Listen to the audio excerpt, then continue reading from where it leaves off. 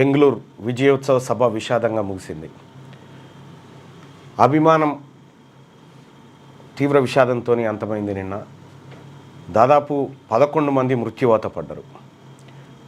బెంగళూరులోని చిన్నస్వామి స్టేడియం బయట పెద్ద తొక్కిసలాట జరిగి 11 మంది మృతి చెందారు.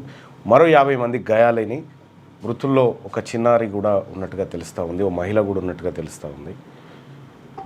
30,000 మంది కెపాసిటీ ఉన్నటువంటి చిన్నస్వామి స్టేడియంలో కప్పు గెలిచినటువంటి ఐపీఎల్ కప్పు గెలిచినటువంటి రాయల్ ఛాలెంజర్స్ బెంగళూరు జట్టు ఆ జట్టును సన్మానించడం కోసం నిన్న చిన్నస్వామి స్టేడియంలో ఏర్పాటు చేసినటువంటి కార్యక్రమానికి 30,000 మంది అభిమానులు కెపాసిటీ ఉంటే 3 లక్షల మంది వచ్చారు. దీంతో గేటు దగ్గర అభిమానులు గేటును తోసుకుంటూ దాన్ని విరగొట్టి లోపలికి రావడంతో తొక్కిసలాట జరిగింది. అక్కడికక్కడే 10 మంది మృతి చెందడం జరిగింది. ఆ వేడుకకు కర్ణాటక సీఎం సిద్ధరామయ్య గారు, డిప్యూటీ సీఎం శివకుమార్ గారు అలాగే ఇంకా కొంతమంది మంత్రులు హాజరయ్యారు. ఆర్సీబీని సన్మానించేటువంటి క్రమంలో 11 మంది అభిమానుల ప్రాణాలు పోవడం తీవ్ర విషాదంగా మిగిలింది. వెంటనే న్యాయ విచారణకు ఆదేశిస్తున్నట్టుగా కర్ణాటక సీఎం సిద్ధరామయ్య గారు ప్రకటించడం జరిగింది. మృతుల కుటుంబాలకు 10 లక్షల చొప్పున పరిహారం అందించాలని నిర్ణయం తీసుకున్నారు. ఇది బెంగళూరులో ఆర్సీబీ విజయం విషాదం కథ. అభిమానం అనేది ఎంతవరకు ఉండాలి, ఎంతవరకు ఉండకూడదు అనేది అభిమానులే నిర్ణయం చేసుకోవాలి. స్టేడియానికి పోయి చూస్తే తప్ప అసలు ఇంకా లేకపోతే ఈ జన్మనే వేస్ట్ అనేటువంటి రీతిన కొంతమంది వ్యవహరిస్తూ ఉన్నారు. ఇది తప్పు. ఎవరిని కూడా వ్యక్తి ఆరాధన అనేది చాలా తప్పు. ఫస్ట్ నీ శరీరాన్ని నువ్వు ఆరాధించుకో. ఇప్పుడు జరిగినటువంటి ఘటన అది ఆపవశంగా ఉంది. అందరి అభిమానులకు సహజంగానే వాళ్ళకు కూడా ఉంటుంది. మేము అభిమానించేటువంటి నాయకుడనో మేము అభిమానించేటువంటి ఆటగాడనో ఉంటుంది సహజంగా. కానీ అక్కడ అటువంటి ఫ్లో వస్తుందని తెలిసి కూడా కర్ణాటక ప్రభుత్వం వాళ్ళని కంట్రోల్ చేయకుండా పూర్తిగా చేతులు ఎత్తేయడంతో ఈ ఘటన జరిగినట్టుగా కొంతమంది చెప్తా ఉన్నారు.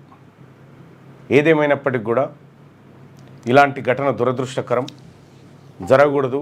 క్రీడాభిమానులు ఎవరైతే ఉన్నారో, ఒక క్రీడాభిమానులే కాదు, మొన్న ఇక్కడ దేవుడి భక్తులు కూడా ఏం ఆలయం అది ఏపీలో సింహాద్రి అప్పన్న ఆలయం దగ్గర కూడా గోడ గూలి అక్కడ మృతి చెందడం జరిగింది. ఒకసారి హారతి గోదావరి పుష్కరాల సందర్భంగా చంద్రబాబు నాయుడు గారు ముఖ్యమంత్రిగా ఉన్న సందర్భంలో అక్కడ తొక్కిసలాట జరిగింది. సో ఇట్లా ఈ తొక్కిసలాట ఘటనలో అమాయకులు ఎంతోమంది ప్రాణాలు పోతూ ఉన్నారు. సంధ్యా థియేటర్ ఇక్కడ జరిగినటువంటి ఘటనలో ఆ అబ్బాయి ఇక కోలుకునే పరిస్థితి లేకుండా జీవచేయమైన ఉన్నటువంటి పరిస్థితిని చూస్తూ ఉన్నాం. ఇవన్నీ కూడా చాలా విషాదంతో కూడినటువంటి విషయాలు.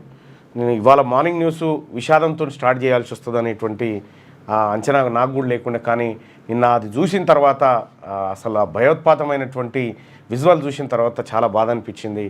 ఇలాంటివి జరగకూడదు.